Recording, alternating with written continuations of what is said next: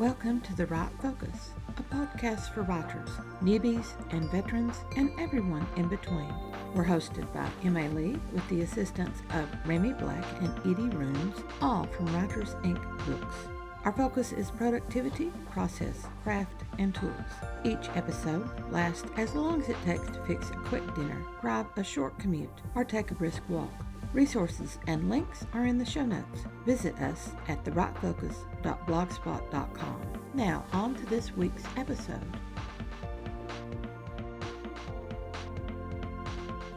While teams actively engage with the primary characters and the story's conflict, many other characters will populate stories, whether in a short story, a simple anecdote in nonfiction, or in novels and epics.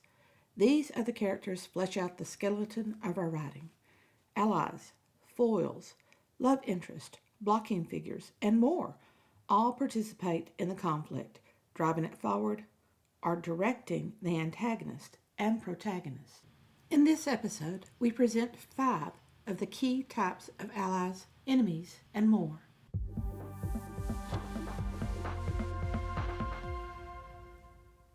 Here's an excerpt from the film 13th Warrior, an encounter with the protagonist and 2 of his allies. Skeld the superstitious, after Ibn shows off his new scimitar, whittled down from a Viking broadstore, shrugs. He insisted, he says. Weath the musician says, give an Arab a sword, he makes a knife.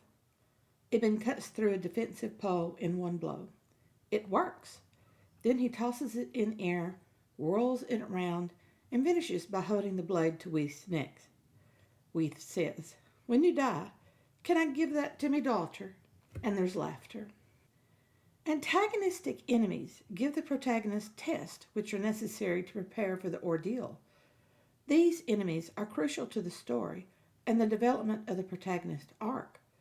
Yet when writers only focus on the antagonist, they neglect the equally important allies, just as Skeld and Weath are important allies for Ibn.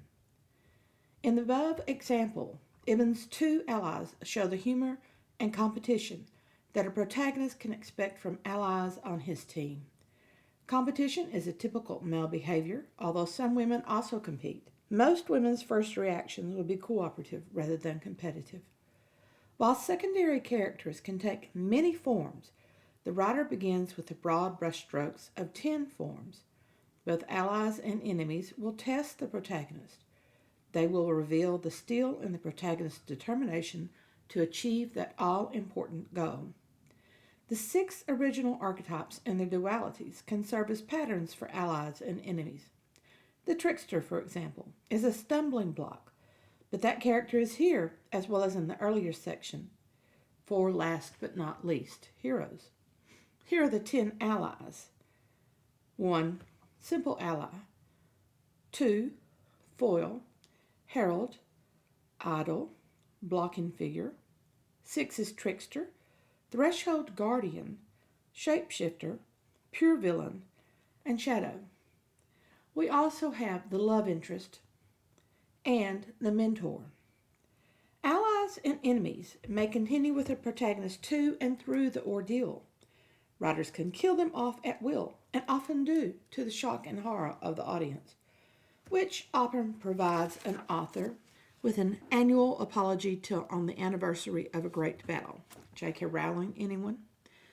Allies who reach the last stage should celebrate, drinking the elixir of the gods with the protagonist, and they might achieve status as protagonist in the sequel.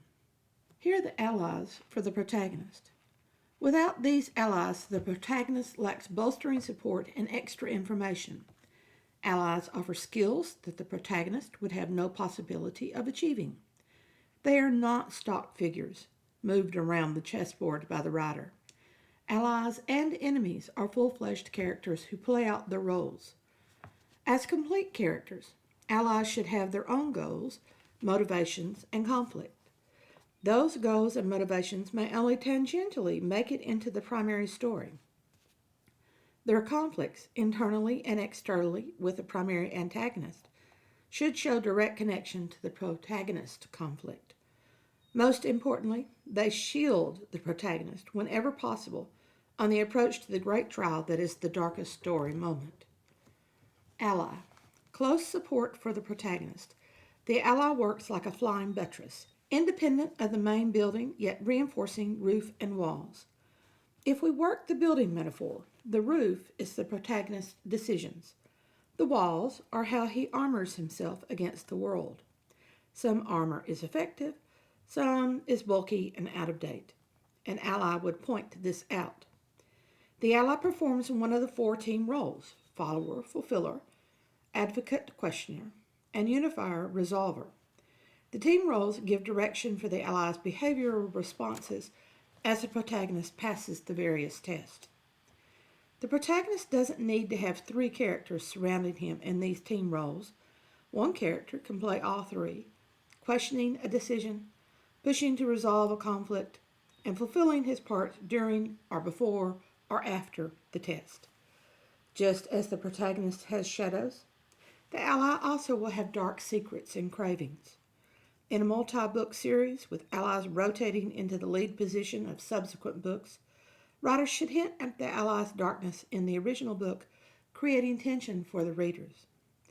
The classic ally is best represented by Spock in the original Star Trek. Both Kirk and Spock are diametrically opposed in viewpoint and background. They do not choose their connection. That is assigned by Starfleet. Starfleet, though, gives them a common goal, and gradually they build a friendship from that common foundation. They can depend upon each other. They understand each other enough to serve as a support during weak times. Dory, in Finding Nemo, is difficult to view as an ally. She is driven by innate kindness and charm and curiosity rather than any mutual bond. The 2011 film Bridesmaids develops the angst of being friends. Key to the definition of ally is the determination to support each other in the worst time. Foil. A mirror to the protagonist. The foil will have one or more of the protagonist's distinguishing traits. People with commonalities are drawn together, so the foil is a natural ally for the protagonist. In mirroring certain traits of the protagonist, the foil creates a glazed reflection. The shared image might be a character trait, a disposition, a flaw, or a story path. The foil's path should run ahead or alongside the protagonist. The foil is intended to foreshadow. If the lessons of the test are not learned, then the protagonist will follow the fate of the foil. In Fellowship of the Ring, Boromir is a foil of Aragorn. Both are leaders denied leadership by circumstance. Boromir desires the ring because he desires what it represents. Because of this, he refuses to accept that the ring is not for him. Once he threatens Frodo, even though he is redeemed by his sacrifice that saves Frodo, Boromir must be destroyed. Aragorn does not view the ring as a means to an end. From the beginning, he understands it is evil. While he is temporarily tempted, he refuses to reach for it. Combination ally. While 13th Warrior is a seriously flawed film, the story crafts certain characters correctly. One of the well-done parts of the story happens to be my favorite character, Herger the Joyous, so called because he laughs as he kills his enemies. Herger is a combination character. He is ally, foil, and mentor. As ally, he fights side by side with Ibn in the battles. He reveals to his friends the importance of deception when facing an enemy. The first example is with a minor enemy, yet that lesson translates to the great enemies, the Wendol. Teaching about deception is something only a friend would do. As foil, when Ibn complains about the heaviness of the sword that he has given for his defense, Herger tells him to grow stronger. In this, he is a foil. Of all the Vikings, he is the one most similar to Ibn's size, height, and weight. In telling him to grow stronger, the audience can flash back to what Herger himself must have had to do to become one of the best of the Viking fighters. As mentor, when Ibn first met the Vikings, Herger greeted him and translates the Viking ways to Ibn and his advisor, serving as a mentor to the Viking culture that Ibn must understand as he journeys on his path to becoming heroic. Herger explains to Ibn how the group will fight backs together when the first attack comes. Neither ally nor enemy. In Alice in Wonderland, the 4 different branches of arithmetic are ambition, distraction, uglification, and derision. Herald, blocking figure, idle, trickster. Those character types fit Alice's different branches of arithmetic. While they occasionally offer guidance and aid, more often these 4 serve as obstacles for the protagonist. The one thing that we can say about these characters is that on their own, they are neither ally nor enemy. Perhaps they are something else entirely, stumbling blocks that offer hidden tests for the protagonist. The Herald equals ambition, the goal to be achieved. An announcer of information, the Herald seems a brief walk-on character, important only for the information provided. How can the Herald be a stumbling block? When the Herald can be a thing like the letters sent to Harry Potter or the deaths of Luke Skywalker's aunt and uncle, how can those be a stumbling block? Heralds launch a protagonist into the story. They are catalysts, harbingers of deep trouble, although the darkness of the evil may merely be a shadow when the herald brings the news. While they often appear at the beginning, they can occur deeper into the story. Once the protagonist understands the herald's message, whatever that message is, he or she cannot return to an innocent, unthinking life. Many writers use the herald to inject humor and quirkiness or edginess and doom into their stories. The herald can be a casualty of random evil or of the antagonist's directed evil. Understanding the herald's message can form the stumbling block test. In the form of a riddle, the herald's message can misdirect or mislead the protagonist. Expressed as a simple truth, the message can trick the protagonist into ignoring the message or overlooking its significance. A good example of Herald is R2-D2 in Star Wars, with its glitchy image of Princess Leia enticing Luke Skywalker to adventure. Blocking figure equals distraction, the sidesteps that divert from the goal. Like the herald, the blocking figure will cause the protagonist to stumble on the heroic journey. Blocking figure distractions can take away what the protagonist expected to receive. They can supply wrong information. They can literally stand in the way, block, deflect, divert. Their intervention causes the protagonist to stumble, start again, go around, or plow through. Juliet's parents in Romeo and Juliet are blocking figures. They want the best for their daughter. They find a youngish, wealthy husband with a title a step higher than her current family standing. Although they may not know what they are blocking, the happy marriage of Romeo and Juliet, her parents move up her wedding to Count Paris, forcing her to take the sleep potion that makes everyone think she is dead, and then, well, read the play. Obedient Juliet loves her parents. Married to Romeo, she views her parents as an obstacle. We often ask the reason Juliet didn't just run away with Romeo. She obviously must have wanted to maintain a relationship with him.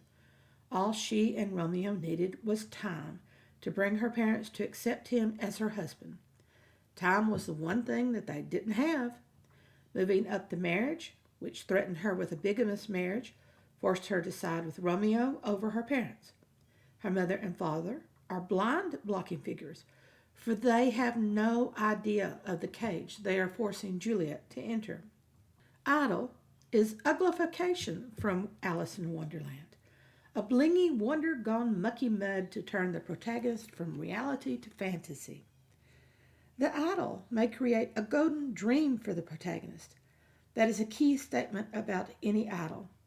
The protagonist views the idol as a blingy, wonderful person without flaws, without any darkness. Recognizing that the idol is merely a flawed human is a lesson for the protagonist. The idol's uglification process may even descend to walking in mire.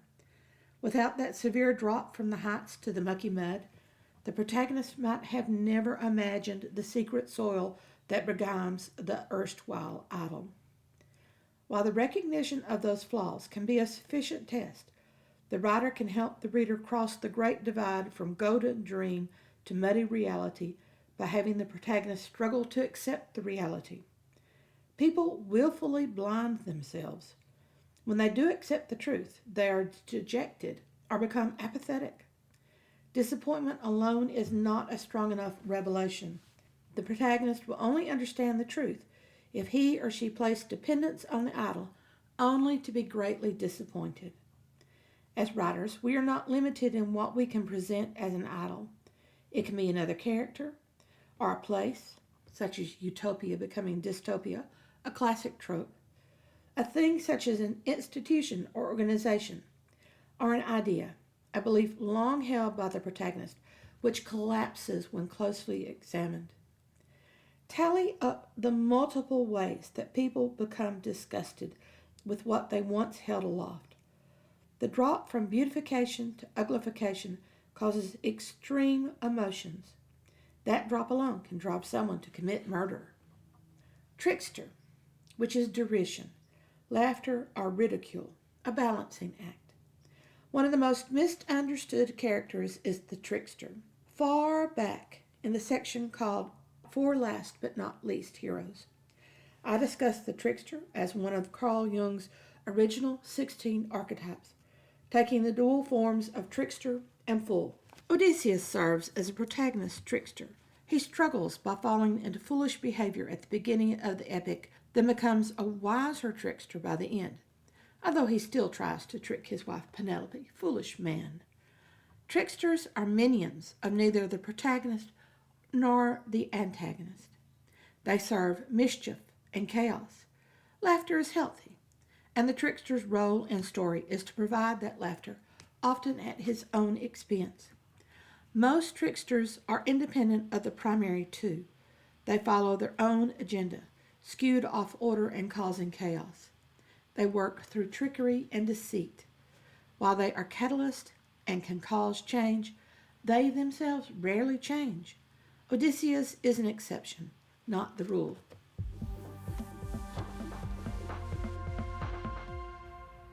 The Right Focus is currently in the series all about characters, from building and presenting a character to relationships, leadership styles, team roles, and special touches for characters.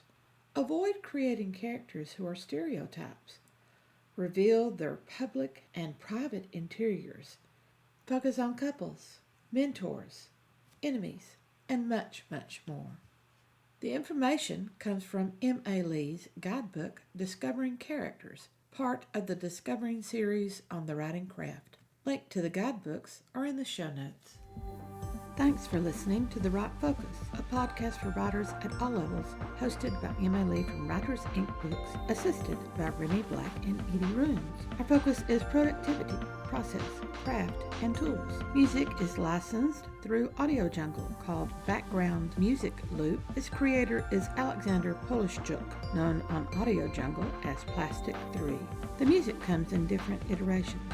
Show notes and resource links for this and other episodes can be found at therightfocus.blogspot.com. Write to us at winkbooks@aol.com when you have questions, comments, and speculations. We will try to answer you as quickly as possible. By the way, we will not mind your email address. That's rude. If you find value in our content, share with your writing friends or write a review. We're small beans here without the advertising budget of the big peeps, and you can make a difference. And whatever occurs, write on.